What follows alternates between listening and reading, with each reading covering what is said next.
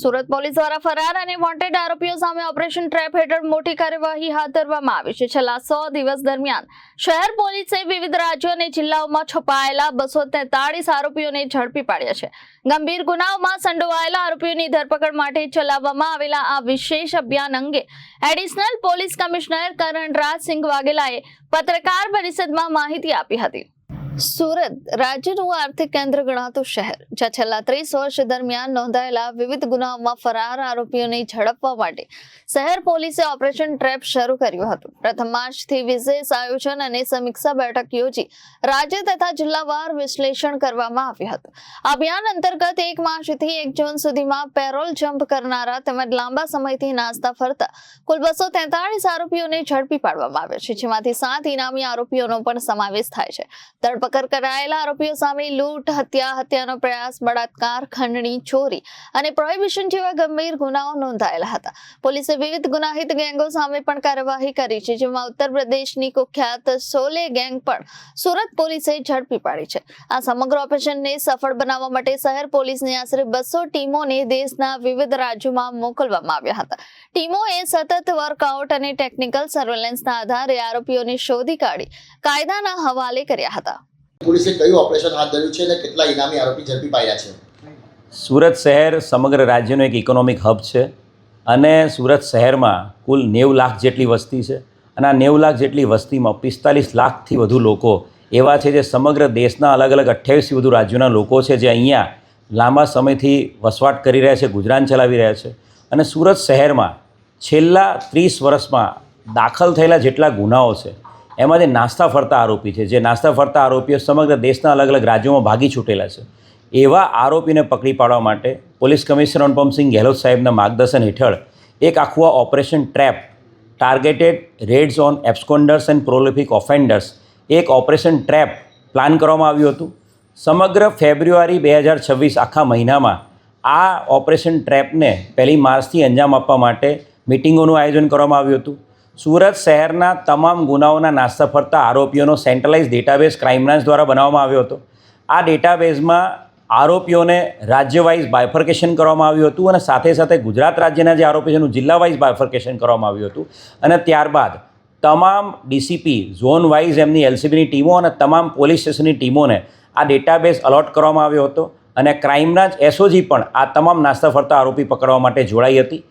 100 દિવસના ટૂંકા ગાળામાં 1 માર્ચ 2026થી 10 જૂન 2026ની વચ્ચે 100 દિવસની અંદર કુલ મળીને 243 જેટલા અલગ અલગ નાસ્તા ફરતા આરોપી, વોન્ટેડ આરોપી અને પેરોલ જમ્પ આરોપી પકડી પાડવામાં ખૂબ મોટી સફળતા સુરત શહેર પોલીસને અનુપમસિંહ ગેહલોત સાહેબ, કમિશનર સાહેબના માર્ગદર્શનમાં મળી છે।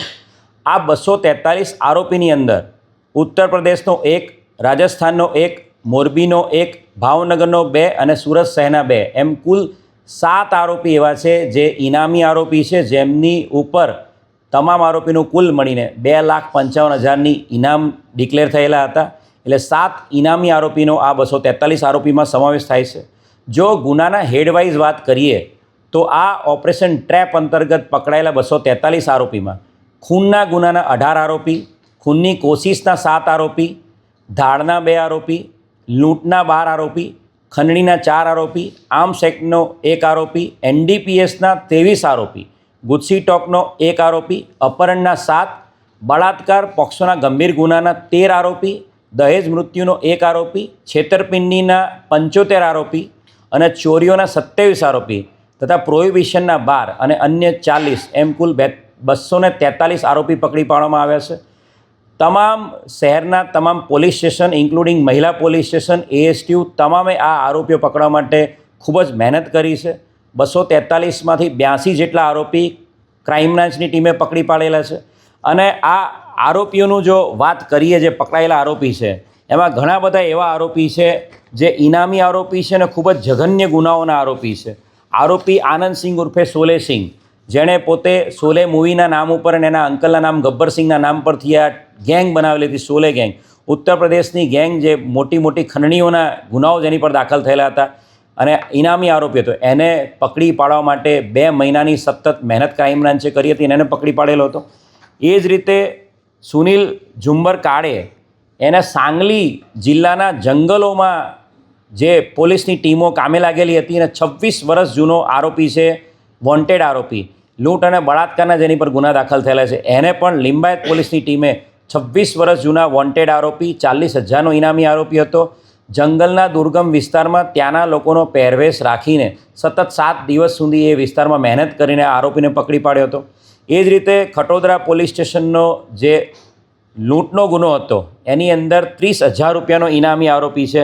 એ આરોપીને પકડવા માટે પણ ખૂબ જ મહેનત ક્રાઇમ બ્રાન્ચે કરી હતી અને એ આરોપીને મહિનાઓ સુધી મહેનત કરીને એણે પોતે પોતાના પિતાનું નામ ખોટું નાખી દીધું હતું અને આખી આઈડેન્ટિટી ચેન્જ કરી હતી. તે છતાં પણ 6 મહિના સુધી વર્કઆઉટ કરીને ટેકનિકલ અને હ્યુમન ઇન્ટેલિજન્સ આધારે એને ઉત્તર પ્રદેશ લખનૌથી પકડી પાડવામાં આવ્યો હતો. 24 વર્ષથી વોન્ટેડ 10,000નો ઇનામી આરોપી ગંગારામ, એને પીસીબીની ટીમે એમની ચોક્કસ ઇન્ફોર્મેશન આધારે, હ્યુમન ઇન્ટેલિજન્સ આધારે હૈદરાબાદ જઈને 24 વર્ષથી જે વોન્ટેડ આરોપી હતો ખૂનના ગુનાનો, 24 વર્ષ જૂનો, એને પીસીબીની ટીમે પકડી પાડેલો છે. એ જ રીતે 2009ના વર્ષમાં જે ધાળનો આરોપી, 17 વર્ષથી નાસ્તો ફરતો આરોપી નાગેન્દ્ર મોનુભાઈ રામજતન પારસી સરોજ, એને પણ પીસીબીની ટીમે અમદાવાદના સનાથડ ચોકડી પાસેથી ચોક્કસ ઇન્ફોર્મેશન આધારે અને જે વર્કઆઉટ કર્યું એના આધારે પકડી પાડ્યો હતો.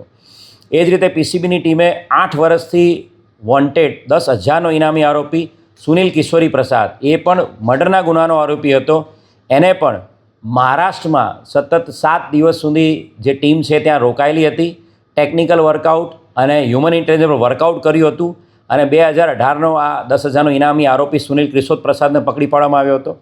અને એ જ રીતે રાજસ્થાનમાં જે આબકારી અધિનિયમનો ગુનો છે એના 2015નો 11 વર્ષથી વોન્ટેડ આરોપી જહાંગીર ઇબ્રાહિમ હસન મલેક, એને ક્રાઇમ બ્રાન્ચની ટીમે એક ચોક્કસ હકીકત મળી હતી કે આ આરોપી સુરત આસપાસ વિસ્તારમાં રહેતો છે અને એની હકીકતના આધારે જે વર્કઆઉટ કર્યું એના આધારે આ જહાંગીર ઇબ્રાહિમ હસન મલેકને ક્રાઇમ બ્રાન્ચની ટીમે ઉમરા સુરત ખાતેથી પકડેલો છે.